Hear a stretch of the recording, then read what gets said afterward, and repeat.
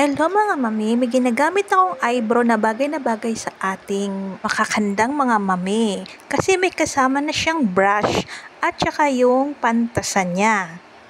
Ang Showell 2-in-1 Eyebrow Pencil Waterproof Dual-Ended Brow Pen Brush. O, diba mga mami?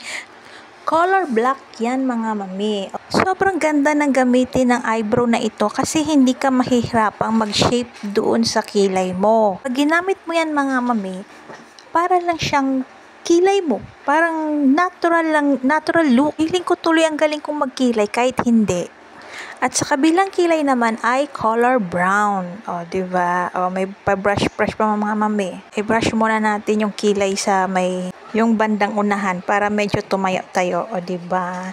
Yan, color brown po siya. Yan yung color brown niya na hindi matingkad ang kulay. Tamang-tama lang talaga. Tamang timpla lang yung color brown. Nagustuhan ko talaga itong eyebrow pencil na ito kasi meron na siyang brush tsaka meron na rin siyang tasa. Tsaka kapag nagsishape ka agad ng kilay o nagdo-drawing ka ng kilay, hindi ka talaga mahihirapan kasi gumuguhit ka agad.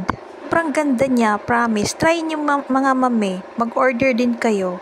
Maganda siya, hindi kayo mahihirapan talaga na mag-drawing ng kilay. Kaya check out nyo na sa aking yellow basket. Tuslok-tuslok na!